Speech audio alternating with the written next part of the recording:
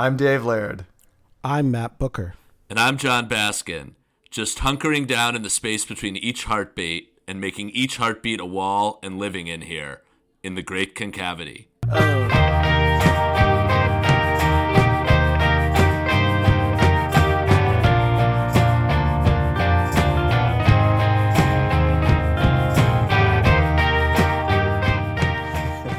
Yes, nailed it. Nice, Jon Baskin. Okay, all right, only 3 takes. So thanks, Jon, for joining us for episode 52. It's great to have you here, and thanks everyone for joining us. Jon Baskin, you are an instructor and associate director for the MA program in creative publishing and critical journalism. That's a mouthful. Yeah. At the New School for Social Research. You're based out of New York, New York. That's correct? That's right. Cool. And you're also the founding editor of The Point magazine, which is a thrice yearly magazine that looks at cultural, philosophical essays, criticism, with the tagline, and I really like this, a magazine founded on the suspicion that modern life is worth examining. Yep. That's good. Very Socratic. That's right. That's the point. Yeah, nice. And I think a lot of our listeners probably are already familiar with your book that came out in August 2019 last year called Ordinary Unhappiness, the Therapeutic Fiction of David Foster Wallace. So thanks so much for joining us to talk about your book today. Our listeners probably also have seen some of your work appear in Gesturing Toward Reality, David Foster Wallace and Philosophy, which came out in 2014 on Bloomsbury. And you are a pretty prolific writer as well. You've got reviews on film, literature, politics. You've been in the New York Review of Books, the Chronicle Review, Los Angeles Review of Books, lots of other places as well. And you earned a PhD in 2016 at the University of Chicago in social thought, and did your undergrad at Brown and finished in 2003 in history and English, which also I did my undergrad in, so that's cool. Yeah. Well, as you saw, I recently wrote about my undergrad English experience at Brown. That's right, yeah. And we're going to look forward to talking about that as well. Yeah, The Hatred of Literature from The Point magazine. About 2 weeks ago that came out. Yep. And yeah, you might have in the seen new it issue. Do the rounds on Twitter. Yeah, that's awesome. It's a great read. Cool. So a couple of listeners actually were like champing at the bit to have you as a guest on this show, and they were like, "You got to get Jon on. You got to get Jon on." So we were like, "Yeah, we already have his book. Like, let's do this." So one of them was named Will Hurst, and he was messaging through Instagram. It's like, this has totally changed the way that I look at Wallace's writing, and it's essential stuff. So I was like, okay, awesome. That's a great plug. That's cool. That was before I got a chance to start reading it, so that got me pretty amped up for it.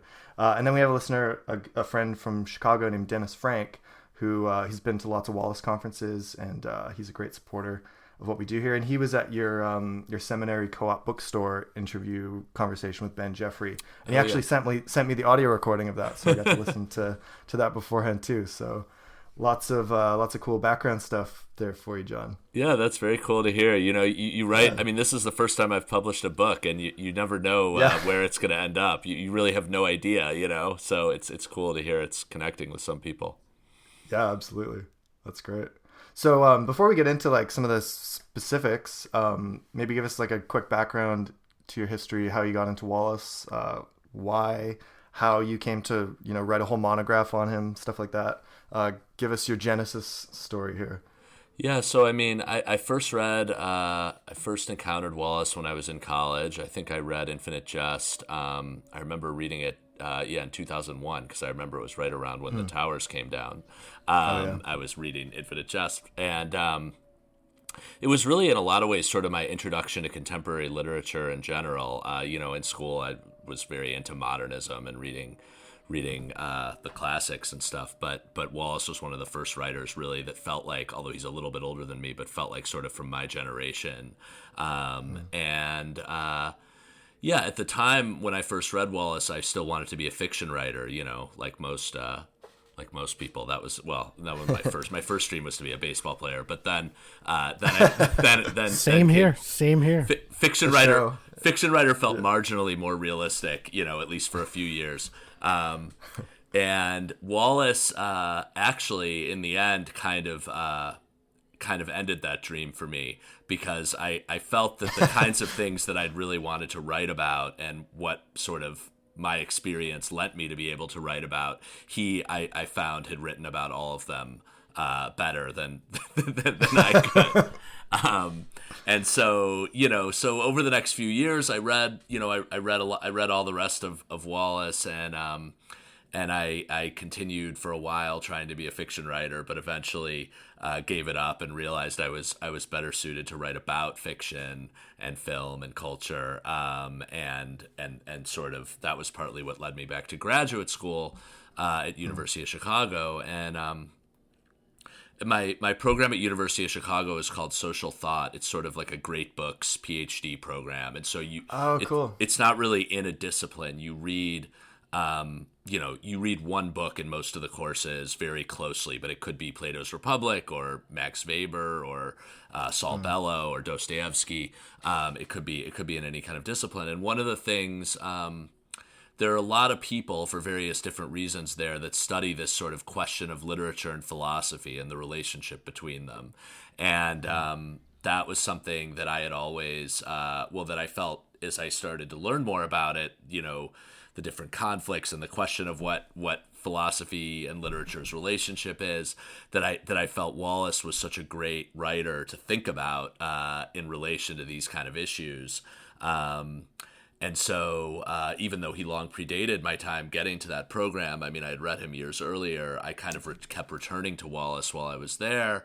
And in addition to, we also started The Point while I was in Chicago, and I wrote an article finally about Wallace for the first issue of The Point, and then it's called "Death Is Not the End." It's a fantastic article. Yeah, and in a way, that article holds the seeds of my whole book. Really, it's a 6,000-word article that in some way is sort of the outline of my whole book, and thinking about Wallace partly from the perspective of Wittgenstein and in relation to postmodernism, and kind of thinking about what he meant to our generation. And that was I think written about 2 years after he died.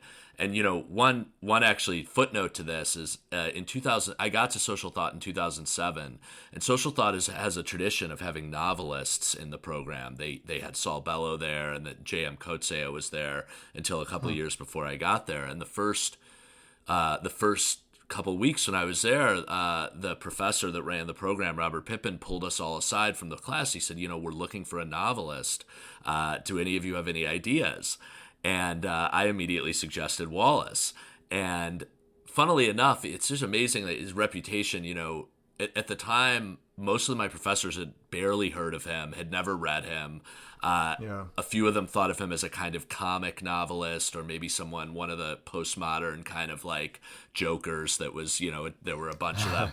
And Mark Lerner, like Mark exactly. Lerner. Yeah, he didn't have a distinct place in their mind, but I sort of succeeded in getting a few of them to start reading him. And I remember, I think Professor Pippin had told me he had just read Brief Interviews with Hideous Men, and he had presented it as a potential idea. And I don't know if Wallace would have been interested, but I always thought, like, he's from the Midwest. He would be perfect for the program because he has this philosophical side, and then he killed him. He killed himself that summer of 2008, and so it never went anywhere. But I always sort of wondered if they would have eventually offered him a job. It would have been amazing for the program also.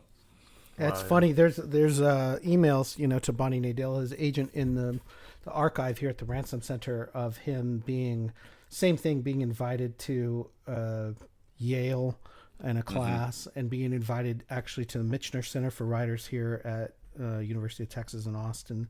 And I didn't know that do you think he was actually formally invited and declined, or it was just no, he definitely was not formally invited. I mean, they never got that far, but I think he was a hard sell kind of with some of the older professors in the program, but I just wondered, I know he was fairly happy teaching in the MFA program, but I also heard him sort of complain about getting a little bored teaching writing at some point. And I actually don't think he ever taught an MFA program. Oh, not MFA program. I'm sorry, at Pomona. Yeah. But he was teaching writing, no?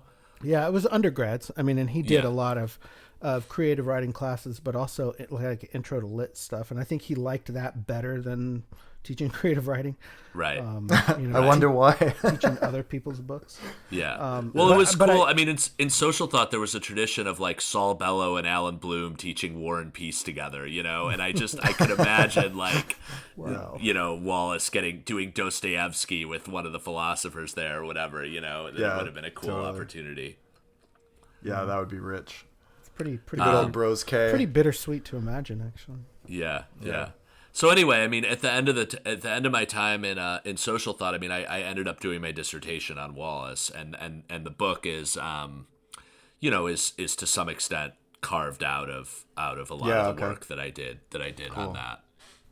So your book is titled Ordinary Unhappiness, and it's about therapeutic fiction. And one thing that jumped out to me when I first heard about your book that I thought was super interesting was this focus on therapy, because I feel like that personally that gets to the heart of a lot of Wallace's fictional project, or that gets to the heart of what he was trying to do in Infinite Jest especially. So I would like you to, for people who haven't read the book, just to lay out a little bit about what you mean by therapy in this context, because for someone in therapy it might be different than therapeutic fiction. So could you start there and just lay out why you wanted to kind of centralize that idea? Yeah, so I mean, I'm working with a fairly specific kind of idea of therapy, although I think it wouldn't be totally unfamiliar to most people. And the title of the book, Ordinary Unhappiness, which I was very excited about when I really like the title, because it comes from the Freud quote. At the end of Studies in Hysteria, someone says to Freud, how can you make the lives better of all these people for whom so much of their unhappiness is based in their circumstances and their fate? It's not just in their head. And Freud says to this person, well, you'd be, never underestimate how big of a difference it makes to return people from hysterical neurosis to ordinary unhappiness.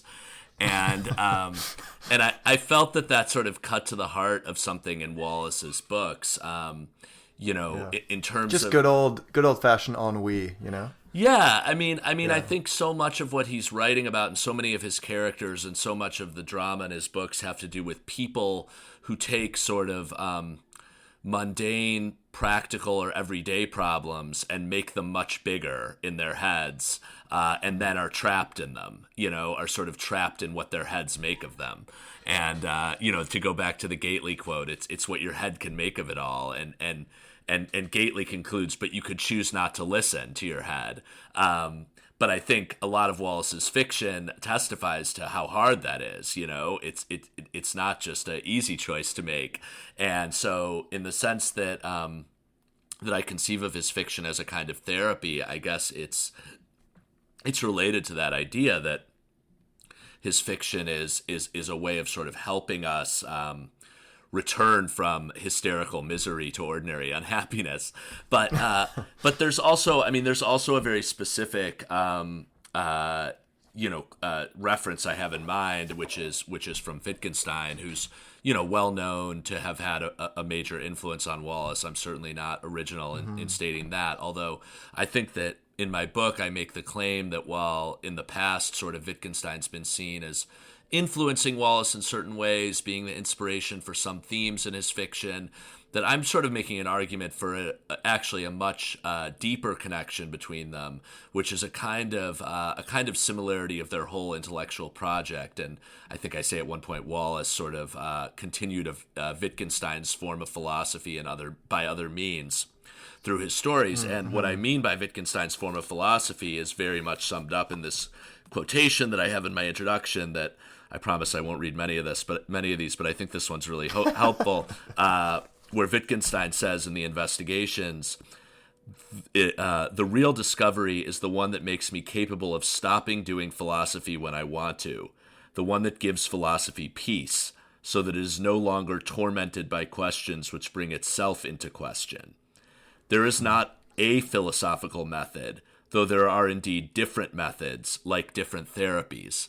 That's a slightly truncated version of the quote, but this was sort of Wittgenstein's idea that the point of philosophy was not so much to solve the problems, what is truth, or what is justice or sincerity, so much as to bring attention to the circumstances in which they get brought up in our everyday lives and in our everyday language, and therefore to return us from these sort of metaphysical quagmires to ordinary problems which we can actually solve once they've been brought back into their, as he liked to say, from their metaphysical to their everyday usage. And so essentially the book is arguing that Wallace, for a specific kind of audience, a 20th century,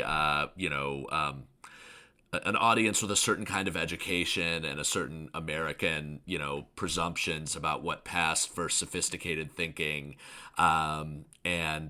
He was trying to do this for this audience, which he judged correctly, despite their education and their privilege in many cases, were very unhappy much of the time and were very lost, as he liked to say. That question, though, going back to that Wittgenstein quote, there are indeed different methods like different therapies. I mean, to me, this is really central to the book, and it's really central to what Wallace is doing. And like, maybe it's really hard for me to separate out some of this from maybe some of Wallace's own experience with therapy, and especially in Infinite Jest with AA. Although I thought a lot of what you did in the Pale King chapter was interesting as well.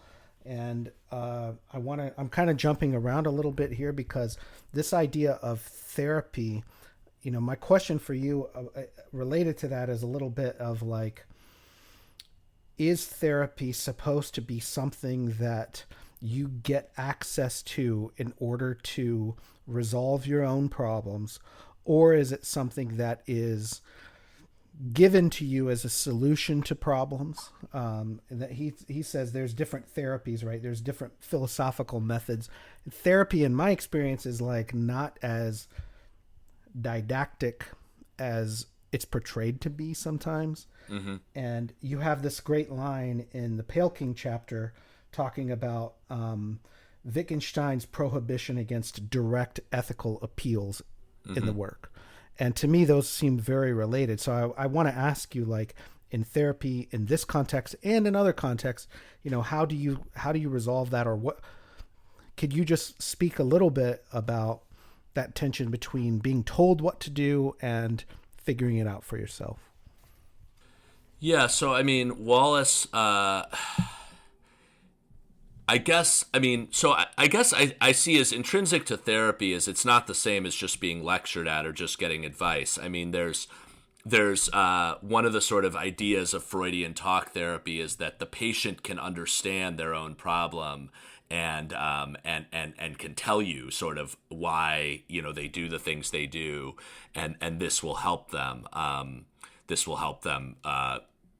Get over the problem or get through it. And I think that, so I think you're already then outside of the realm of sort of directly telling you, here's how you have to behave. Now, the interesting thing in Infinite Jest, though, is, I mean, I'll just use Infinite Jest as an example to try to bring out what I think is some of the sort of nuances of how Wallace thinks of therapy. So in Infinite Jest, right, you have Hal early in the book go to the grief counselor after his father dies. And this is, in a way, the portrayal of the kind of therapy that, a sort of your garden variety, privileged, educated Wallace reader would think of when they think of therapy. I go to a therapist, they help me work through my emotions. They explain to me that it's because of something that happened to me when I was a child, or that my parents mistreated me or whatever. And Hal just kind of laughs at he mocks the grief counselor, and it's a very funny scene where he pretends to have a big breakthrough, and the grief counselor's very happy, but it's all a joke. And there are actually scenes like that strewn throughout Wallace's fiction. I mean, in The Depressed Person and in Brief Interviews, there are scenes in Pale King of what I call failed therapy. failed talk therapy. Well, in Broom of the System, there's like family therapy as theater as well. Yeah, I mean, you sort of get the sense from his books that Wallace probably grew up in a family, actually like I did, where therapy was like, it was almost assumed, of course you're going to go to therapy. And all of our conversations are also a form of therapy. My mother was always trying to give me therapy. Let's talk about your feelings and this and that and analyze them. So, I think that Wallace was sort of working with the suspicion that a lot of his readers and certainly it shows up in his characters are these people that sort of know the game of therapy so well that it's really the game of that kind of therapy so well that it's not none of it's very surprising to them and none of it's very helpful, and Hal makes a joke out of it. Now, contrasted to that in Infinite Jest, you have the Alcoholics Anonymous segments with Gately and with his peer group. And I always thought the sort of, and in fact, this was my experience the first time I read the book when I was 21. I loved the Hal sections. I loved the Tennis Academy stuff. Thought those guys were all hilarious, brilliant kids. I wanted to be just like them, even though they were depressed. And that just proved how smart they were. And meanwhile, the AA sections, I'm like, I thought it was kind of boring and hokey, and why do I care that much about this stuff? And it was so, when I came back to the book, and I had some conversations with people in between, where particularly someone I worked for in Chicago after college, who said to me, "Oh no, the AA sections, that's actually the most important thing Wallace ever wrote, and you need to go back to it." And when I read the book the second time, when I was, I don't know, in my mid-20s by then, and I really had a completely different experience where I saw that really the heart of what I think Wallace had to say to his readers was in those AA sections, and that AA, in fact, was in Wallace's hands. And I speak of Wallace's AA because I don't have a lot of experience with AA myself. I don't know how accurate it is, but at least AA, as Wallace portrays it, is a form of therapy also, and in many ways a much more challenging and effective, he thinks, form of therapy than the forms of talk therapy that his characters and probably his readers are more used to. And the argument my book makes is that the AA sections not only are the heart of sort of Wallace's ethical appeal to his readers or therapeutic appeal, but also are the place where you see Wittgenstein's philosophy most vividly.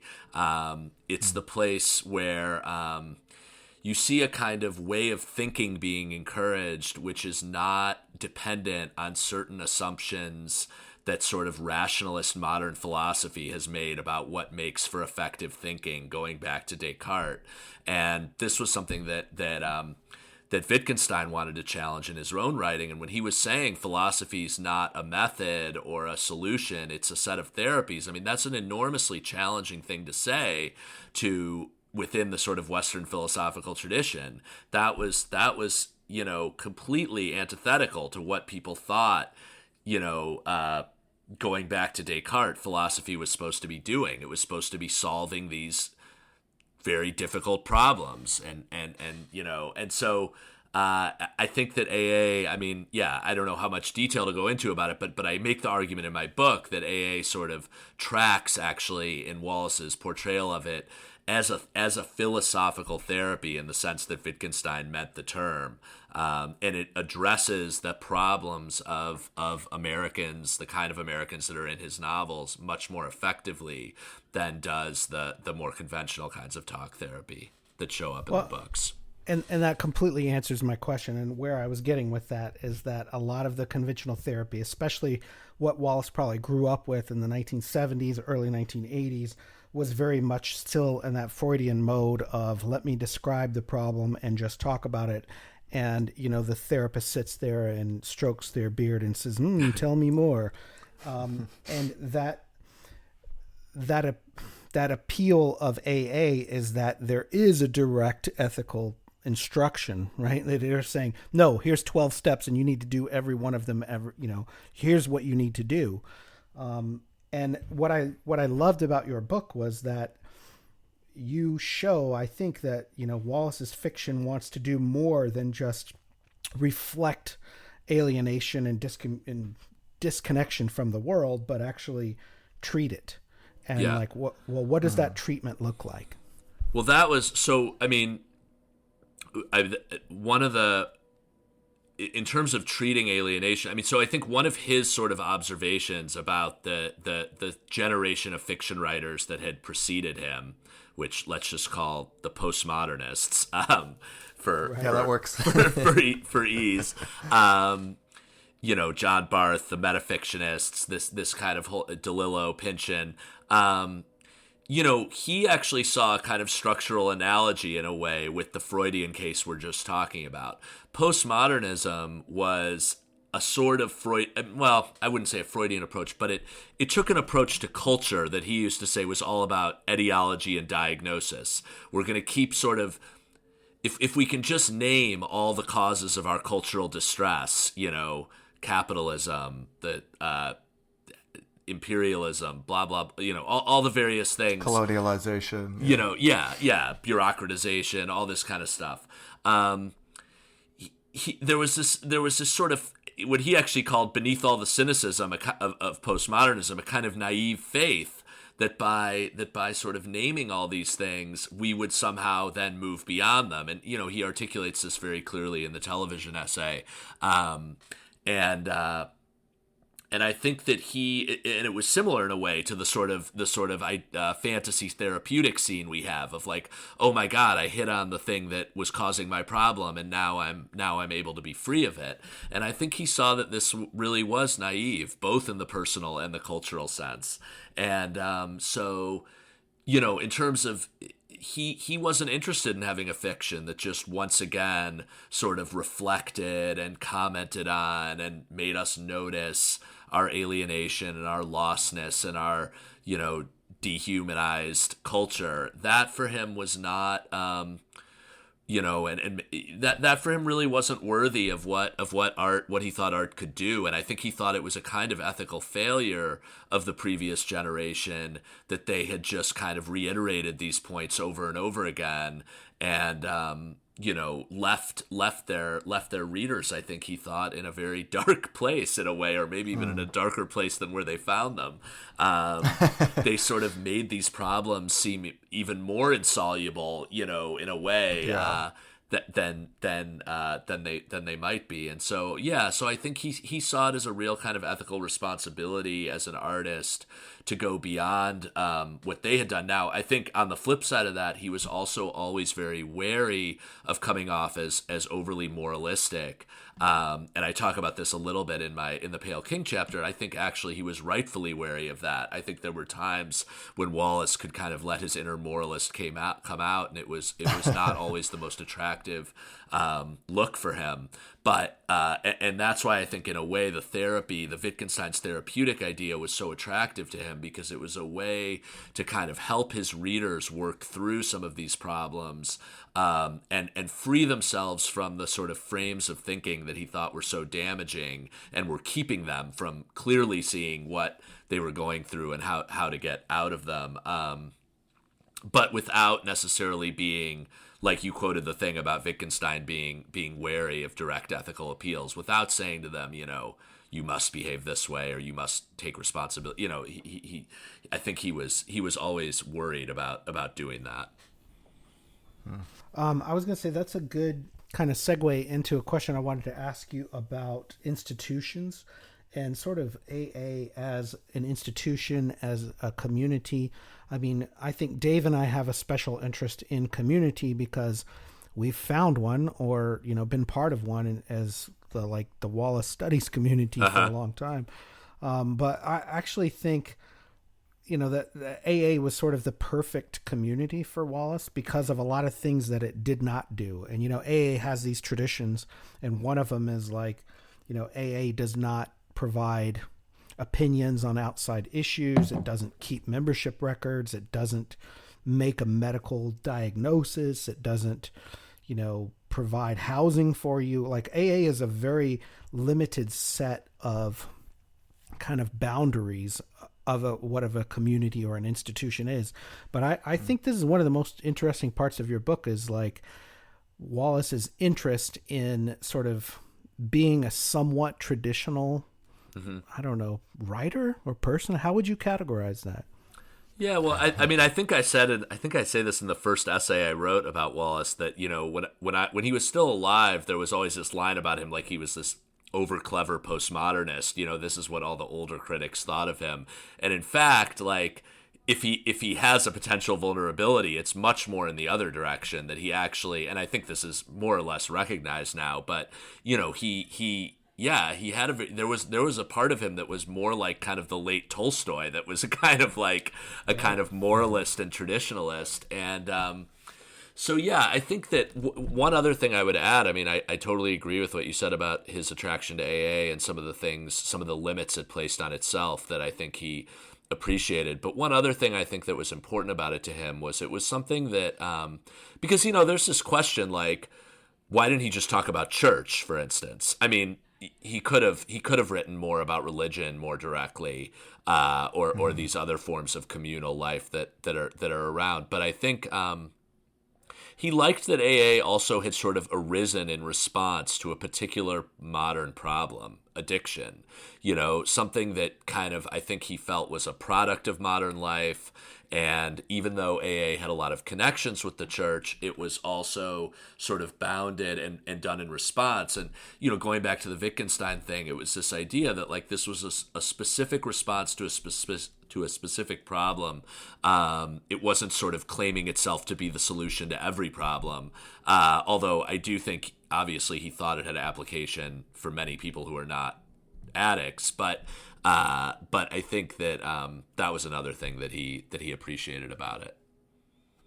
Yeah, our buddy Rob Short, who's been on the show a couple times, he did his PhD on Wallace and the Big Book. And, you know, one of the revelations in there to me was that, you know, AA was founded pretty early on in sort of modern American malaise, I would say. And it, you know, the solution was really like a religious experience. Yeah. Like the guy who founded it said, you know, how did you do this? How did you break out of this addiction to alcohol? And the guy said, you know, I had a religious experience. That's the only way to describe it. And I think that is central, you know, to Wallace's fictional project as well. And that he would have been a different writer, you know, before and after he went through recovery and Infinite Jest. And, you know, I have a lot of questions for you about that sort of change. And you talk about it a little bit in the Pale King chapter, especially with the sort of, I don't know, epiphany of Chris Fogel. So I wanted to ask you about, you know, we've talked a little bit about direct ethical appeal. What do you think changed between Wallace and Infinite Jest and the Pale King?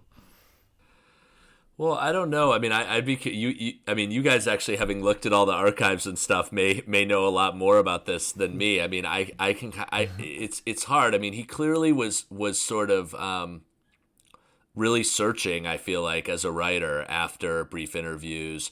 I'll just say, I mean, my sort of macro sense of Wallace's later career is that I really felt like after Brief Interviews, there was a part of him that sort of wanted to stop writing about the same kinds of problems of self-consciousness, or I think I refer to them in Pale King as the problems of adolescence, although I don't mean that in a pejorative way. I think the problems of adolescence remain with us our entire lives, and Wallace saw that. But I think that there was a part of him that wanted to break free of that and begin writing more about what you might call the problems of maturity, you know, to write a little bit more like a Tolstoy or a Dostoevsky about marriage and love and death and these kind of things that you start to sort of... and like duty and monotony and how those are related. Like some of the stuff in This Is Water about just what it's like to live a dull, repetitive, groundhog-esque kind of adult life. Yeah. It's very like much in the Pale King, you know, like, so as he gets older, you kind of see that creep into his his work and his ethos, I think. Yeah, for sure. I think there was a desire to try to deal with the challenges of adult life as he saw them, but I think it was a struggle. I mean, I think for various reasons, for a lot of reasons we can only sort of speculate on. And you see him with Oblivion. There's feels like he's jumping around a bit, and felt like maybe that was supposed to be a novel, but it didn't happen. And obviously he never finished The Pale King, and. So yeah, I mean, I think The Pale King, as I say in the chapter, it clearly has, it moves a lot closer to a bit more of a kind of direct spiritual appeal than his earlier books. There's more things in it that are, I think, on the edge of sort of moralism a little bit. It's a more sort of directly moral book, I think, than Infinite Jest is, even though obviously I think Infinite Jest is a very morally important book, an engaged book, but I think Pale King is sort of much more direct in the kind of appeal it makes and the kind of what it's sort of willing to say about what makes for a valuable life or person or a good person, as that one chapter that got broken out in the New Yorker. I think it's called Good People, right? Yeah, so I don't know. I mean, yeah, my sense was that Wallace was sort of groping in that direction and trying to find his way out of the problems of adolescence and into the problems of maturity, but I'm not sure he ever fully got there.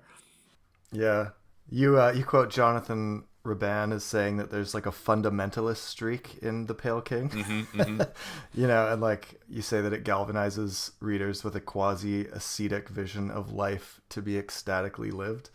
So there's like this very monastic sort of enterprise going on in The Pale King, which, some other scholars have sort of dealt with as well. Like Michael O'Connell has written about the Noonday Demon in The Pale King and how it relates to like the monastic tradition in the medieval period. Like, so yeah, there's a lot of like very religious kind of Jesuitical stuff going on there. And I think you're right that it's more upfront in the sort of ethical stuff that it's trying to push than Infinite Jest is. Yeah. Well, and in the part about The Pale King, I really liked that you kept the focus a little bit on the philosophical investigations and the sort of stuff you have in there about adolescence and the focus being on a child.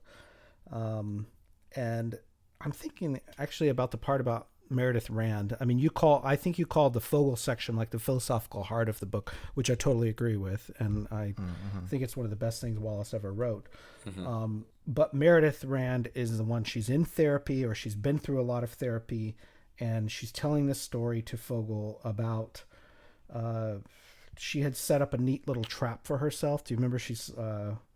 I'm looking at your book on page like 116. Yeah, she's not talking to Fogel. I think she's talking to the Dranian? To the Rand is talking to the guy. Right. To her, the guy who the ends late night up kind attendant. of saving her, right? Yeah, the late night attendant. But all of this is in the context of her being at the bar and Fogel's there. Oh, okay. But still, that sort of trap that she set up, it seems very juvenile. It's almost like Wallace is looking back at a juvenile version of himself. And that kind of gets to what you guys were saying earlier about Wallace being more mature. And, we talk about this all the time with Infinite Jest, as I'm the same way. First read, you love Hal and Candenza, and I would skip over everything else. Just get me more of Hal and Candenza, right? Yeah, and please, no more Marat and Steepley, just tennis. Just give me the Tennis Academy. Kids. Tennis Academy. And then when you're like, if you read the thing at 40 years old, you're like, oh fuck, this is actually a thing about Don Gately. Yeah. And it's really about trying to live with what I think you started out this conversation today talking about the kind of the modern condition. It's sort of a low grade anhedonia, a low grade, insomnia, a low grade depression. That's just a modern condition. and it's like, how do you escape this puzzle? And I think Wallace deals with this in a lot of different ways. One thing I had not thought of until I read your book was when I was reading that bit about philosophy and Meredith Rand, was like, shit, does he trying to reference Ayn Rand? Like, is there any connection there? Like, I never heard anyone mention that, but I guess I want to get you talking more a little bit about philosophy and like come back to like what are the philosophic stakes here, and the philosophic problems that he's addressing that we haven't mentioned so far, and what jumped out to you from looking at it through that lens. Well, I mean, to take off from the Rand example that you mentioned, I mean, if I remember correctly, the issue is a big part of her issue has to do with this notion of the deep self, right? Where she sort of is talking about, she's always talking about her deep self and how it's, and somehow this is related to her unhappiness, that she's sort of divided herself into kind of, the Meredith Rand on the surface and the Meredith Rand who's deep down, and the deep down Meredith Rand can never express itself properly. And this is a cause of a lot of her unhappiness. And of course, Infinite Jest begins with the sort of, hyper aggravation of this problem, where you have Hal sitting in the tennis, at the meeting with the tennis people at University of Arizona, and he literally can't. He says, "I am in here." He's inside, but he literally can't communicate with them. He tries to communicate, and all that comes out is these horrible sounds, and he gets wheeled out. And I think that, this notion, this kind of, so one way to think of that, if you're sort of inside the picture that Rand and Hal are in, is that life is just inherently tragic. We have these deep selves. We can't communicate with them, with other people about them. We don't know if other people have selves. We never see them. At best, maybe we, brush up against them, in communication. But really, life is bound to be disappointing, and if not much worse. And and I think that one of the things, this is something that Wallace and Wittgenstein really shared, because Wittgenstein was very much interested in this, what he called picture of the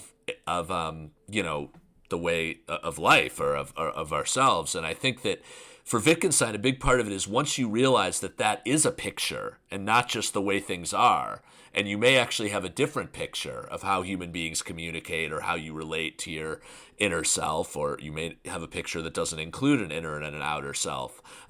Wittgenstein famously said that the human body is the best picture of the human soul.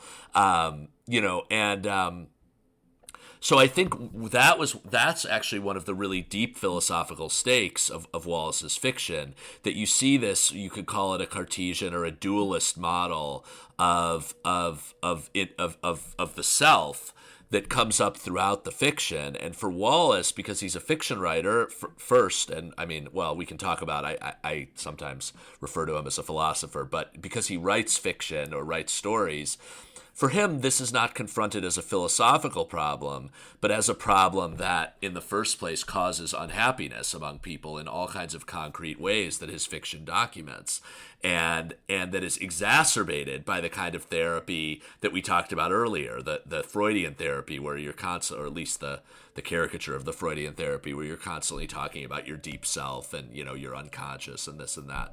And so I really think that's one of the deepest stakes of his fiction, is that, and that's one of the things his therapy is meant to address, is this picture of the self that he thinks has become almost habitual among sophisticated readers of kind of people who would read his fiction, and that's demonstrated in characters like Rand and Hal, but that is actually, he thinks, counterproductive for happiness in all kinds of ways. And I think in various ways in the AA sections of Jest, you see a very different model of sort of the self emerging.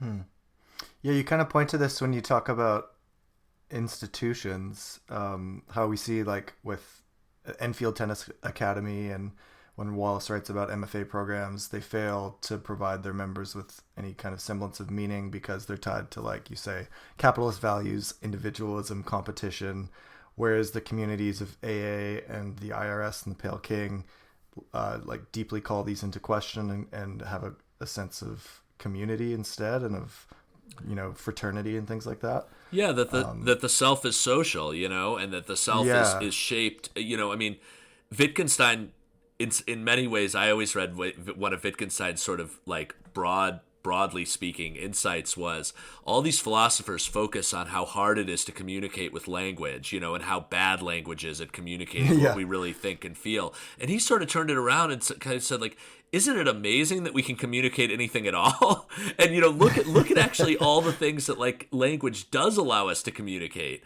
and look at all the various ways, even with like the tilt of an eye, or I can point at something and you can know exactly what I'm pointing at.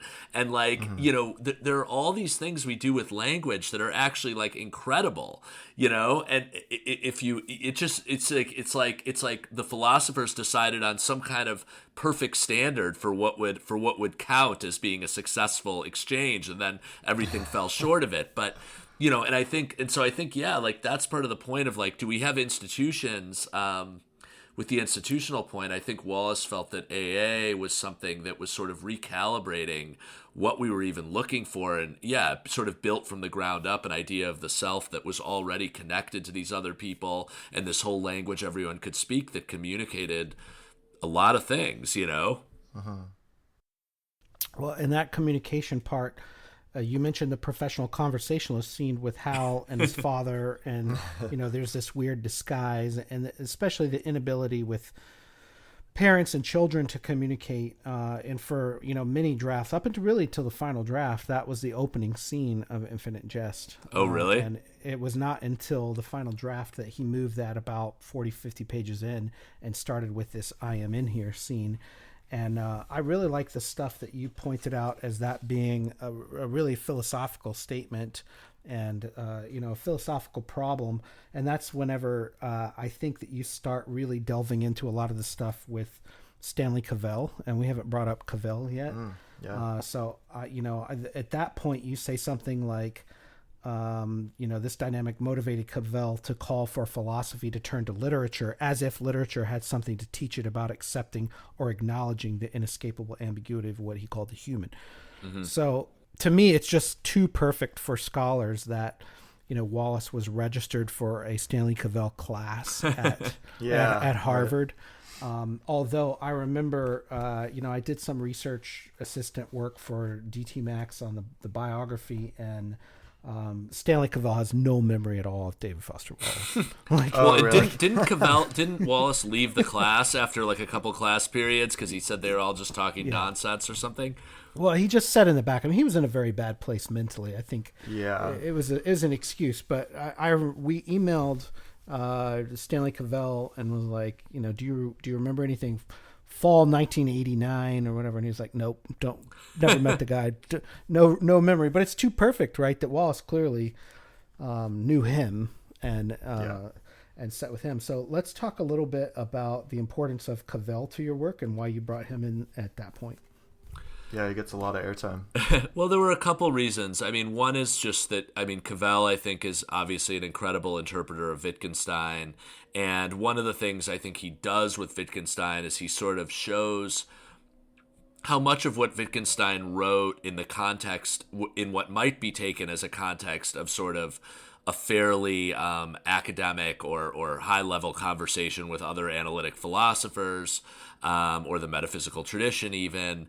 I think that Cavell really wanted to show the sort of everyday, more concrete kinds of things that Wittgenstein could help us think about, you know, and so that was sort of one aspect of it, because I think in a different way Wallace also does this. I mean, not through analyzing Wittgenstein, but through, you know, exploring some of his themes and some of his methods through fiction. So I think in some ways they're doing something similar. That I like to think of them as sort of the two greatest interpreters of Wittgenstein, Wallace and Cavell, because I think, you know, Cavell basically said, stop doing analytic philosophy. And then you had all these people do all this analytic philosophy to you know, tell you what he was really saying, what his real theories were. His whole point was, I don't have theories, I have therapies, use them. And I think actually Cavell and Wallace, I mean, that's a little simplified, but I think Cavell and Wallace really took the line about different therapies seriously and saw what it meant, that it was not just a kind of minor point. This was a proposal for a whole different way to do philosophy. The other reason, going back to the quote you mentioned, Cavell was very interested in literature, and the reason, the way in which he was interested in it had to do with this notion that philosophy, when it he liked to say when it banished literature, going back to Plato, and there was this question, could it allow it back in? And I think he thought that the banishment of literature from philosophy, particularly from modern philosophy, was sort of coextensive with its kind of picture of itself as a fundamentally theoretical discipline, in some ways analogous to science, that was trying to sort of create almost pseudo-scientific answers to the problems that it posed to itself. And as you noted, his problem with this was that it left out something he liked to call the human, the human agent, the person that asks the philosophical question, and that hopes to gain something by talking it through or thinking it through, or so I think that that was something that he felt literature was sort of grounded in the human, sort of inescapably. Although, I don't know what he would have had to say about some postmodern literature, which in many ways I think tried to imitate philosophy or theory. But I think he thought literature, and he liked to go back to. He wrote a book about Romanticism, and literature and film, obviously, and art in general. I think he just saw that was a place where you could have a kind of, he read it kind of philosophically, but a philosophy that was filtered through the human and could not acknowledge the human aspect, and so that, I think, was another reason that I sort of was interested in thinking about him alongside Wallace. Yeah, you've got that lot. Like, you start your intro by saying literature provides non-propositional philosophic knowledge. And so, like, deeply embedded in this stuff that we're reading, for fun and pleasure and everything else, is like, it's encoded with meaning. And like you say later, that this is, like Hal says at one point, by relating my side of the story for me to me. And this kind of strikes me as like what fiction writers do for us and storytellers do for us, is they like tell us our story back to us in a way that we maybe haven't been able to articulate or recognize, or we're even quite aware of, but we maybe felt on some level. So I love that aspect of what you're talking about, where like Wallace's program makes philosophical stuff just like really applicable to the human situation on a really daily kind of basis. Well, and I would say too, just like in the slightly on the opposite side of that, it's like, I think Wallace had an insight that, I've sort of alluded to already, about the people reading his books, that we ourselves had become too philosophical, if that makes sense. Too philosophical in the sense Cavell meant. We ourselves had become theoretical in the way that we addressed our problems. And so some of the therapy was sort of directed at philosophy. Some of the philosophical therapy was directed at philosophy, if that makes sense, at the bad kind of philosophy. Right, like taking shots, yeah. Yeah.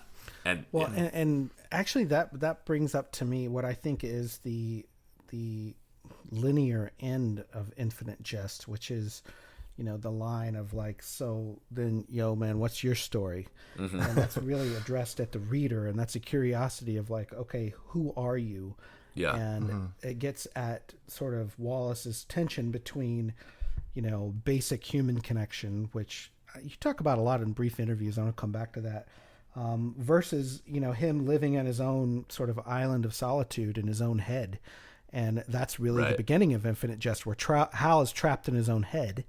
And yet at the end of that chapter, there's this reaching out. There's this breaking out of solitude of like, the ER guy of like, so yo, what's your story? Yeah. And, Erdity is very much trapped. And so there's this big tension between, and maybe that's sort of metaphorical for the difference between literature and philosophy, but, that tension between connection versus solitude, how did you see that playing out in the various, philosophers we've talked about so far? Well, yeah, no, I mean, first of all, yeah, I think that's absolutely right. And it's so much of, you see that situation throughout his fiction of characters who are trapped in this way, in their own minds. In terms of the different philosophers, well, I mean, Cavell famously, that he, one of his big sort of things that he did was he said too often philosophers talk about knowledge and not acknowledgement. And, he tried to replace knowledge with acknowledgement in a lot of his philosophy. And this idea that many of the problems we have, when I say I'm in pain, what I want from you is not the philosopher may hear that as, now we're in the problems of other minds. Can I understand his pain? Meaning, can I know exactly what he's going through? And Cavell's insight was, the person who's in pain doesn't want you to know what they're going through. They want you to acknowledge it. And you don't have to know, actually, to acknowledge. You don't have to have perfect knowledge to acknowledge that another human being is in pain. We've all been in pain. We actually know quite a bit, if we've lived long enough, what pain is like. And yes, we may not know the exact pain the person is in, but nevertheless, there are various ways in which we can acknowledge another person's pain. And, that was something that I think if you look at, like, in Infinite Jest, again, like the difference between, Hal's Tennis Academy, which is so much focused on knowledge and this sort of individualized forms of achievement and knowledge, and you contrast it with what was going on in AA, which is really a system of acknowledgement. You're not even allowed to ask why or to get too deep into diagnosing, the exact symptoms of someone, whatever. It doesn't matter. The point is you figure out how to acknowledge, they refer to it as identifying. That's a form of acknowledgement in a way, IDing, yeah. IDing, yeah. It doesn't mean you have perfect knowledge of what that person goes through. It means you make the effort to sort of, you lean toward them emotionally or psychically. And I think that, so that's one of the issues that I think Cavell, and, he interpreted that as a point of that you could get through Wittgenstein, but I think that Cavell really developed it much more completely than Wittgenstein did. And that was something that he saw as, again, being sort of, you could cast it back against a whole philosophical tradition that goes back to Descartes, that was obsessed with what can I know? Descartes starts with the question, can I even know I'm sitting here, thinking, or that I exist? And then he says, the only thing I can know is that I'm thinking. So you have this very privileged relation of thinking as this kind of, and what is he thinking? What is thinking to him? It's looking for knowledge. So I think that Cavell was trying to, was really onto something about a sort of trap, that a whole tradition of philosophy that was trapped in its own head, so to speak, and had become kind of caught in the net of its own definition of what knowledge was, which was, not acknowledgement and not social. Well, and if you smoked a massive amount of marijuana, those questions about what can you even know anything, that shit is really appealing. You see scenes like that, right? Like he uses that in Infinite Jest, yeah. It's like, oh shit. But that thing about, I want you to acknowledge it. It reminds me of a great line from Pulp Fiction, which is like, what we witnessed here was a fucking miracle, and I want you to acknowledge it. But in my own day-to-day life, I felt like this is, it's a problem of empathy. This is what I think a big thing Wallace wanted to do in his fiction, which is like leap over the wall of self, put yourself in someone else's shoes and really experience their own life. And I know for me, maybe Dave can relate to this. I don't know if you have kids, John, but like my wife had kids. She would text me or call me in the day and be like, a kid just threw up on me and had a blowout and I had to change a diaper. And meanwhile, I'm like trying to, write a presentation for work. And I'm like, shit, that must be really hard for you, honey. Like, I'm acknowledging your pain. Like, there's nothing that I can do to help from this. No. I just got to drop everything and be like, shit, how do I acknowledge this pain? In a way that is not dismissive, that's authentic, but is not It's But really this is struggle. but let me just point out, there's a distinction between, I think, empathy and acknowledgement in this regard, because you don't actually have to feel what she feels to be able to acknowledge it. That's true, because I can't. I mean, that's like acknowledgement that I can't feel that way, but it's like you want to be sincere in that acknowledgement. Of You know what I course. mean? Yeah, And of so course. The sincerity of that acknowledgement is like, I think that's a big thing you learn from therapy, maybe, and maybe I'm alone in this, but like, not minimizing someone else's experience, but saying like, hey, I'm at least acknowledging it. And, because people are quick to just be like, well, let me tell you about me. But And also, it's like, but understanding also what's called for in different situations. I have a friend who's a philosopher, and he used to tell this funny story about how his girlfriend, who worked in a hospital, in a pretty rough hospital in Chicago for a little while, and she would come home and she would tell him about, I was meeting with these people, and this really obese woman, and she has all these health problems because of that, and blah blah blah. And my philosopher friend would say to her, well, yes, I mean, obesity, it's an important problem, and why is it worse in here? And he would go into some philosophical speculation about it, and she would scream at him, I don't want, that's not what I'm just looking fucking for. acknowledge my problem. I want you to just be with me and listen and acknowledge what I went through and what this person is going through. And he couldn't get it, because for him the impulse was to think, was to theorize. So I mean, I think there are all these candidates. Like, I think that acknowledgement is a kind of discipline. It's a habit you can get into. It's an ability to think about someone else. It doesn't require empathy, actually. It just requires seeing another person and realizing them as real, and calling on you for acknowledgement. And that's something I think Wallace thought AA encouraged. Well, and that actually leads me to a question that I had. This is kind of a minor question related to all the other stuff, but I felt like one of the most like philosophical things Wallace ever directly ethically appealed to was in his Kenyan graduation speech, and you don't really deal much with that. Did you consider bringing in some of his own? That's not really fiction. It's not really. It is kind of therapy, though. Yeah. What did you make of the speech? So did you intentionally leave it kind of to the side? I sort of tried to leave the fiction the nonfiction sort of on the margins of the book. I mean, there's a lot of theorizing you can get from Wallace's own statements about his book, and I tried not to write anything that like directly contradicted things he said, but I did want the book to really focus on what I thought was going on in his fiction, and what I thought was sort of the philosophical intent of why he wrote the way he did, and why he kind of told the kind of stories he did and told them the way that he did. I sort of made a methodological decision to keep some of that other stuff on the boundaries. I mean, I see the speech as philosophical, but also quite spiritual in a similar way to some of the material in Pale King. I mean, it's sort of, those are connected to me in my mind. It feels to me like in that phase of his writing, he was more attracted to like I said, to these more sort of direct spiritual appeals. And that's not I mean, I still find the speech very moving whenever I watch it, but I think that that's sort of where I see it in his work. A lot of the ideas in the speech are in Pale King, and so I try to kind of treat them there through the novel. Gotcha. Yeah. Your book is, after all, subtitled "The Therapeutic Fiction of David Foster Wallace." Yes. Not all of the things that David Foster Wallace wrote. Yeah. Right.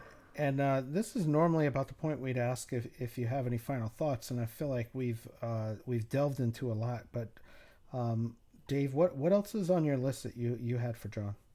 Yeah, well, this stuff that we're just talking about comes back to me for a really interesting question that you raised in the introduction, Jon, which is that if it's undeniable that Wallace viewed his work as more than just pleasure, as you say, more than entertainment, more than just beauty, that there's like a very moral quality to it, which I totally have that take on Wallace too, then why aren't Wallace's readers more virtuous? And, then you bring up some of the Deirdre Coyle stuff and some of the recent articles that we've been seeing that blow back on Wallace readers and things like that. And so I'm kind of thinking like, well, how do we quantify this? That's an interesting statement. Like, my proximity to New York is pretty far. The last time I was in Brooklyn was 2009. So I don't know what, like, the Wallace folks in Brooklyn are like these days, but the impression that we seem to be getting of them is quite negative through all these sort of think pieces that are coming out. So where does that sort of take us as, Wallace readers? Like if Wallace has this moral program, how do we apply that? Why aren't we more moral? Are we degenerates, people who like Wallace? Like, I'm curious about that claim that you make, that why aren't his readers more virtuous? Well, I'd love to unpack that some more. So I think that I ask it in the context. I don't quite. I mean, I think the way it comes up is I'm saying this is a question that it's actually fair to ask. I mean, for some writers, first of all, So for some writers, it might seem a silly question to ask. Like, no one would ask, why aren't Philip Roth's readers virtuous? It's just the wrong question to ask about his readers. Right. So I think that, but I think because of the kinds of claims I'm making for Wallace as a writer, and that he has this therapeutic project and moral project, I think it's fair to ask. And, I go back, in the Republic, Plato says, if Homer's such a great educator of people, how come all of his followers are sycophants and, whatever? He slanders them all and says they're all, have no impulse control and whatever. And, so I don't think it's a totally ridiculous question to ask. And that was a nod toward that. But I don't mean to endorse the view that Wallace readers are not virtuous. I have no idea. I mean, yeah, exactly. I don't believe that, like, a few stories, from people who have had bad experiences with men in Brooklyn, who read lots of things, not just Wallace, can necessarily prove anything about Wallace's readers. I know that. I think that I know a lot of. I think there is this. There's a kind of caricature out there of a kind of Wallace reader who doesn't even really read his books, but just likes to tell other people to read them or be seen reading them. And this is a stereotype that I just like. I mean, that person may exist, but I've met so many people, and doing this book when I did the event in Chicago, I mean, it was filled with people that, like, they certainly had read the books. I mean, these questions on page 322, when he says, I mean, like, these are people that had, like, deeply earnest and intense experiences with these books. So I don't mean to suggest that actually the readers are not virtuous. I have no idea. There's no way to measure that. What I try to say is that I think that ultimately, it's fair, it's fair to wonder about the virtue of the books, and maybe if you feel that you've run into Wallace readers who are not virtuous, ultimately you still have to go back to the literature, and you still have to look at it and see, like, how does it hold up in light of some of the issues that people have brought up, both about Wallace's character and the way he treated women, or the fact that he committed suicide, as Franzen so charmingly brought up in his New Yorker essay, whether these are points against reading him. I think I'm sort of, like, predisposed to think that's not a great criteria on which to decide whether to read someone. But I also think, like, you can go back to the books and look at how does he deal with these issues. And that's why I think Brief Interviews with Hideous Men is such a fascinating, I think, Brief Interviews with Hideous Men is a book that it's so bizarre to me that it's come to be seen as some kind of, like, a mark of misogyny or something, because its topic is misogyny, and I think the reader has to judge whether it handles it in a sensitive way. But I can say, obviously, from my own reading of it, I think it's, like, a very sophisticated attempt to therapeutically show his readers the kind of hideousness of these behaviors, the behaviors that the men display in the book. So, I think you have to go to the book and see if it can take it. And if I could make a slight point about Brief Interviews with Hideous Men, is that my impression of it has changed somewhat after looking at the archival materials for it. And I felt like it is very thrown together. and that it, half the book is not brief interviews with hideous men. It's like Tristan, Isolde, Sissy, Narda Echo, and Datum Centurio, and Adult World stuff. And it's like, if he wanted to do a whole book, Forever Overhead is in there, and like, if he wanted to do a whole book of those brief interviews, he could have done it, but he needed to get paid. And he was like, I think I got enough material for another book. And about half of it are these brief interviews. Half of them are not, like Octet, which you mentioned in the book. It's like, it's very thrown together, man. It's like very not a cohesive project, in my opinion. And like, I love the book, but it's like, what he was trying to do there, I think he would be horrified to know that it was being interpreted as anything more than really like an extension of his larger fictional project. Because that model of like the Q with the blank, that's an infinite jest. Yeah. And that's something that's not like he just introduced in that book. Right. Oren is the first. Right. Oren is the first hideous man, right? He's a hideous man, right? And it's like, there's a lot of hideous men. Oren's the first and Ben Lerner's the last. And actually, that's a good segue. Let's get to Ben Lerner, because you just published this thing in the new issue of The Point, that's called The Hatred of Literature. It's kind of a takeoff of Ben Lerner's title, The Hatred of Poetry. Right. For people who have read it, people who have not read it, we'll put a link to it in our show notes of this episode. But I really think people should go out. I was nodding my head a lot while I was reading it. Part of it is probably based on the publication of Topeka School, came out in like October-ish. Yeah. Last year. We haven't talked about Ben Lerner yet, but like, how do you see him fitting into this tradition?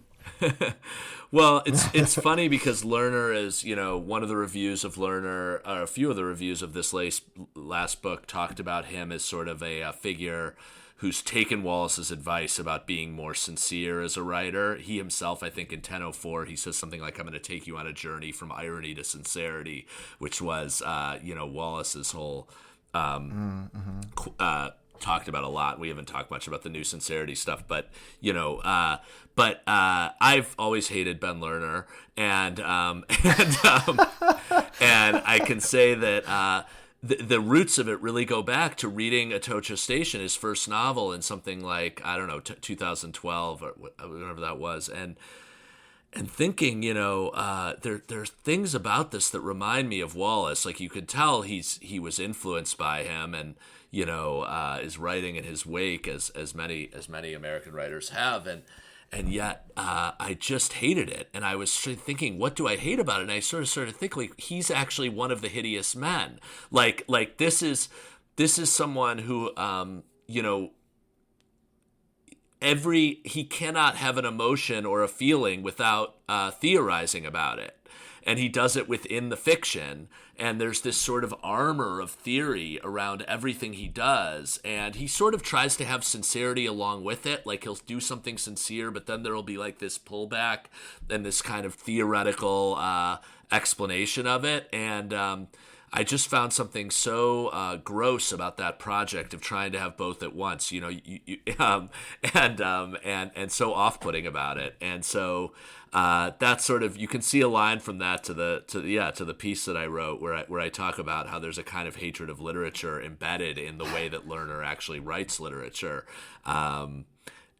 with literature meaning a kind of an openness, an attention to sort of one's own emotions and feeling and experience in the world, and a willingness to be vulnerable in print, and not sort of because that's the thing. I think this is my theory about what's really hideous about the hideous men. It's not that they sometimes fail to commit or sleep with more than one woman. I mean, these are things that lots of human beings do. I think that what's really hideous about them is the way they try to justify it with a kind of theoretical explanation. They're always ready with some kind of pseudo-postmodern, self-conscious way of explaining what they're doing, what they've done. And it's the explanation of what's really just basic immoral or inconsiderate behavior.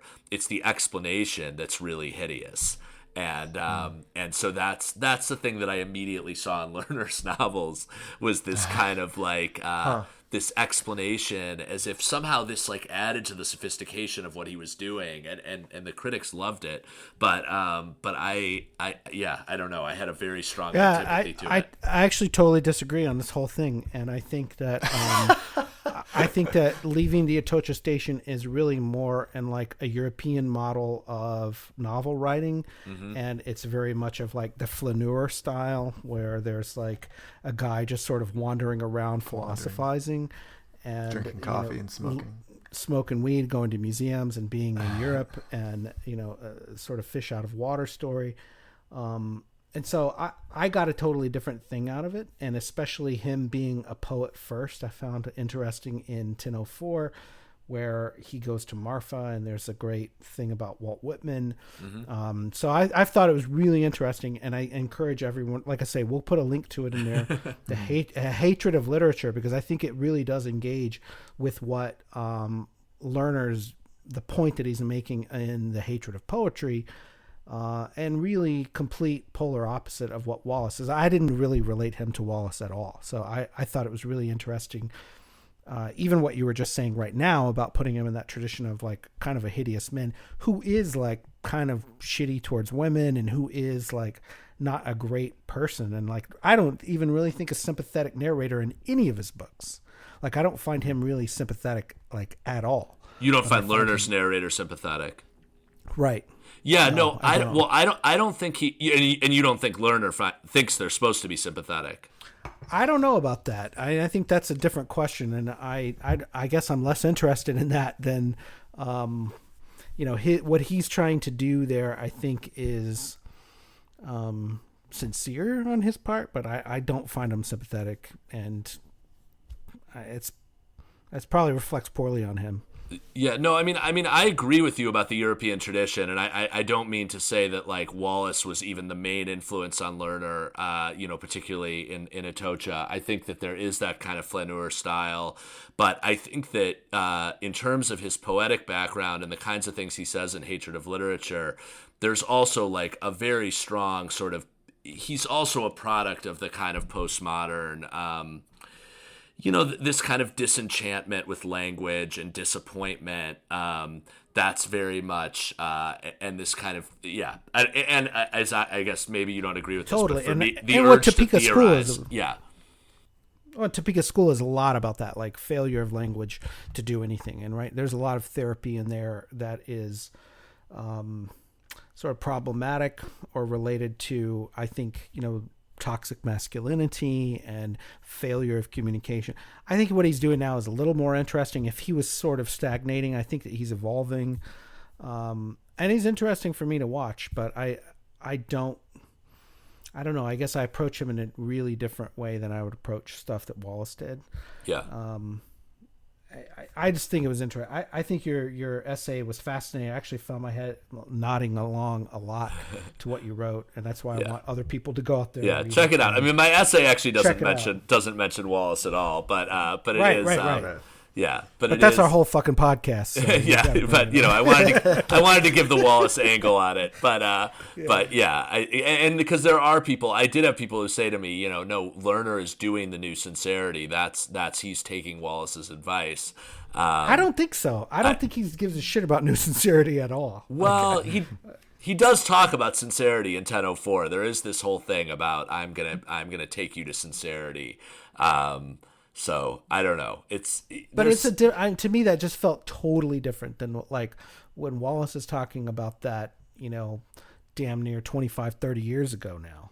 Yeah, like, it seems totally different. With like McCaffrey. The context of it now, it just seems totally different to me. And I guess Well, one of the points that I make in the piece is that what he becomes sincere about is politics, which is interesting to think about.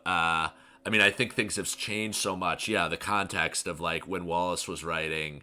There was, I think, a kind of yearning in Wallace's time for the ability to be sincere in something bigger than yourself, and politics was one of the candidates for that.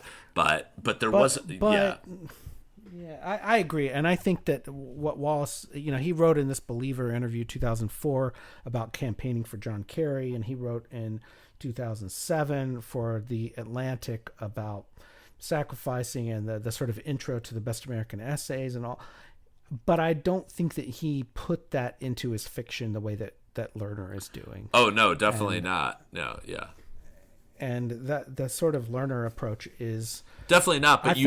But you might think someone who says, well, how could I be sincere in a way that Wallace wasn't? Like Wallace was calling for, but he never got there. You might think, someone might think, well, now we have this like renewed political movement on the left, post-Occupy, that like just nothing like that even existed when Wallace was writing. You just could John Kerry. I mean, who could be sincere for John Kerry? So, Christ. Seems like another generation, doesn't it? So I mean, now you've got these things that sort of make a claim on your sincerity if you're in the sort of liberal left circles that Lerner is in. And so I think you could see how someone might think this is a way to sort of move forward the project that Wallace outlined but didn't actually fully perform. I mean, I think it's a failure. I don't think I don't think it's right actually the way he does it. But you could see how someone might think that. Yeah. I really enjoyed your book. I really loved it. And yeah, it's great. I hope that everyone who listens goes and picks it up and engages with it. I think there's a lot to mull over there, and I really appreciate you coming on the show today. Is there anything we haven't mentioned that you wanted to bring up today, Jon? No. I mean, thank you guys so much for having me. I really appreciate it, and I, I've known about this podcast for a long time, so I'm excited to be on and reach. I mean, who else is this book for other than your listeners? I think you're right. Basically. so yeah, I hope they enjoy it too and get something out of it. Awesome, Jon. We'll definitely post a link for where people can go pick it up through Stanford Publishing. Yeah, that would be great. Publisher. And thanks so much again for joining us, man. It's been great. Okay. In other exciting Wallace news, as we sort of wind down here, Wallace 2020 conference in Austin in June this year is coming up. And Matt, we just got to announce who the keynote speaker is going to be this week, didn't we? That's right. I am proud to say our keynote address will be by Jennifer Egan, author of Visit from the Goon Squad, Manhattan Beach, many other great books. I really like The Keep and Look at Me. And she's writing an original paper for this conference about journalism and fiction. I'm really excited to hear that.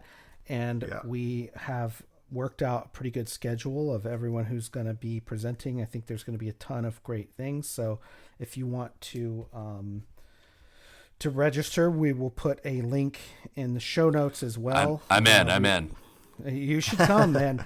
It's going to be, there's also going to be a display, a selection from Wallace's work in the main gallery of the Ransom Center.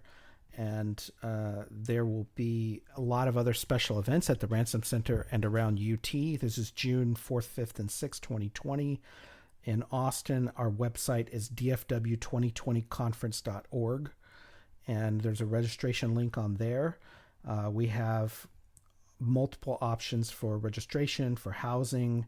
The CFP is closed, so we're not taking any more papers. We've got enough presentations. We really had an overwhelming response, I think, to our CFP. So I think was it 48 yeses went out, Matt? Is that the number? I think more than that. Somewhere in there? But in the 50s? Cool. We had a really great response to the CFP. Tons of people submitted. And so we're really excited about the conference this year. It's the first time we've had it in Austin. It's been in Bloomington, Normal, Illinois for the past 6 years. And we've kind of been working on this plans for like a year. And we're just at the point where we're happy to announce the keynote. Jennifer Egan, it's a huge deal. Thanks to the Ransom Center. And that event, if you live in Austin, that event is actually free and open to the public. It will be at the AT&T Conference Center. And then that evening, we will have a reception at, like I say, in the main gallery of the Ransom Center, starting at about 7:30 p.m. So you're free. If you live in Austin, please come on June 5th, 2020. Come see us. And that's really where a lot of my attention is going right now, Dave, is making sure that conference is the best it can be. Yeah, you are doing the legwork, my friend. And I will say we'll have a lot of other things on sale. Jennifer Egan will sign books that night. We'll have books on sale, mainly Goon Squad and Manhattan Beach.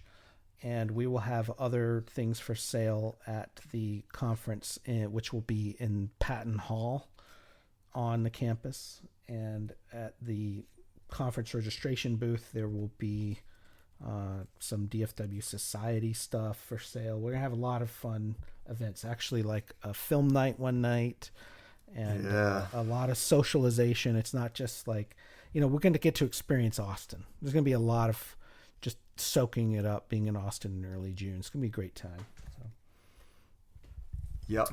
That's our plug for the conference. Should go. That's my plug for the conference. I'm sorry it went on too long, but no, you're good, man. You're fine, sir. In addition, we want to thank, as we wrap up here, we want to thank some new patrons this month. We want to thank our friend Jonah Stutz. And thank you also so much to Kevin Adams for your guys' support for our show. Man. Jonah Stutz, yeah. I hope we can see OG. Jonah soon. He's great. He's a great friend. Great friend. Yeah, he's fantastic. He was in Victoria last year, and we went out for nachos and some beers, and it was fantastic. Him and his girlfriend and I. Also, John, if people want to get in touch with you through Twitter, check out The Point Magazine, where can they find you online? Yeah, thanks. They should definitely go to thepointmag.com. That's the best place to find, the best writing on the internet. And bold claim, I like it. Boom. Yeah, for me, I'm at Baskin John on Twitter. Cool. That's about it. Brad, we'll link to all that stuff. We'll link to your On Hatred of Literature and to your book as well. Matt, if people want to get in touch with us, where can they find us? We are Concavity Show on Instagram and Twitter, and concavityshow@gmail.com. People who email us, please email us. We love it. We've gotten some great emails lately, and we love to hear from everyone. If you have questions about the conference, though, I would say email me at info@dfwsociety.org. We also are on Facebook somewhere. I think it's facebook.com. Yeah, just type in The Great Concavity on Facebook. You'll find us. Speaking of good emails, I want to just give a shout out to listener David Seiler. Him and I have had a very robust email correspondence in the last month or so, mostly about skateboarding, actually. He's a skateboarder from Germany, and that was a big part of my life for a long time. And as a result of our conversations and some skate videos that he shared with me, I went out here in New Zealand and bought a skateboard for $300 New Zealand. So a bit more expensive than usual. Wow. Like it would be back home. But I've been riding it around at some skate parks a bit. I tore my hands open the other day, hit a rock and went flying and shredded my palms. So David, thanks so much, man, for that, for the conversation. It's been awesome. And of course, as always, we want to thank Robin O'Neill for her art associated with our show, and the band Parquet Courts for their song Instant Disassembly. And John, thanks again so much for coming on, man. It has been great talking to you. Thanks again for your book. It's an amazing contribution to the scholarship around Wallace that we're finding ourselves so invested in on this show. So thanks again. Really appreciate it. Hey, before we leave, I just thought of a final question, which I want to ask everyone. But sure, this is great. No problem. I am reading the book Ducks Newburyport by Lucy Ellman. Anyone who's reading that, please email me or email us at concavityshow@gmail.com so we can talk about it. And I wanted to ask both of you, Dave and John, what are you reading right now, and do you have any recommendations for us, like as of the very moment?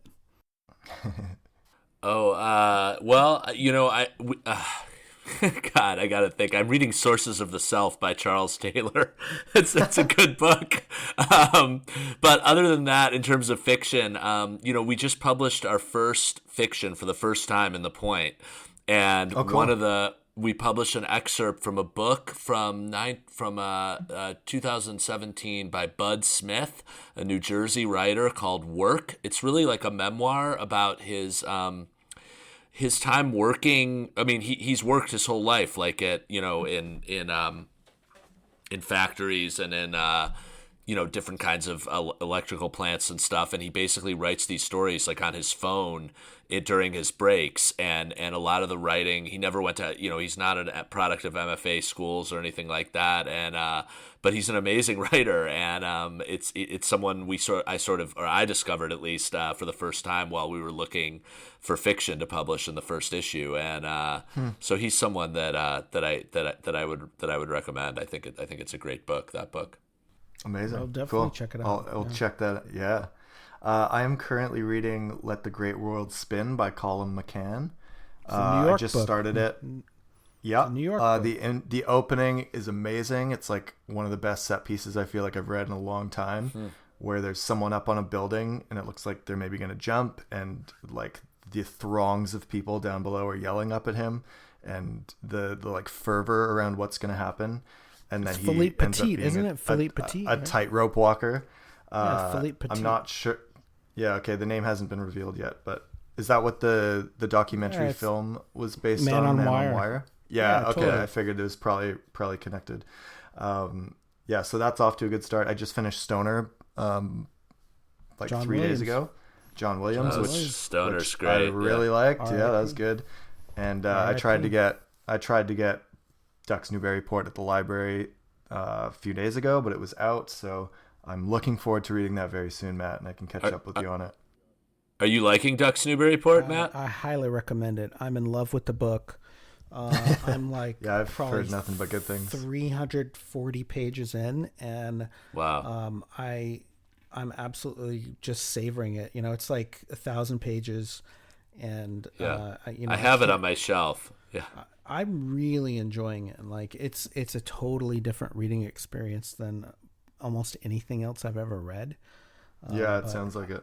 I absolutely enjoy it, and it's like that's rare for me because I've read some stuff lately that like I felt like I needed to read, but it was hard to read, and this is like so pleasurable and interesting. It feels very much of the moment right now. And I talked to our friend and previous guest, Matt Luder, about this book, and he's read it and loved it. And I just want to talk to more people about it. It's a sign of a good book, I guess. But it sure is. Well, that's why we're here. Hey, that's Matt. Great. Yeah. I recommend it. So anyways, I'm always looking for that. I always wanted to hear what other people who, I like their taste, what they're reading. So it's good to hear from both of you. And, thanks again, John, for being on the show. We've really enjoyed this. I feel like I could easily go another 2 hours. I feel like we just got started. I have other questions. When I first started reading your book, actually in the first chapter, I probably underlined 50 sentences. And I was like, oh shit, I was like, yes, question mark, no. Did you say that? What? I was very engaged. So to me, it started off really great. And I didn't even get to any of that tonight. So, take a rain check on doing it again. All right. We'll meet in Austin. I would love it, man. There you go. I say, we got more to talk about. So. All right, cool. Thanks so much for doing this. It was great. All right. Thank you. Thanks for listening. Catch me now as I sing.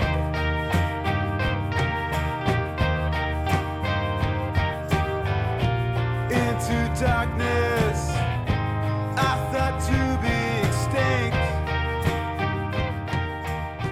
There we go. There's kind of a long-running gag on our show about me hating Skype, and it's the single worst app ever. It is the worst.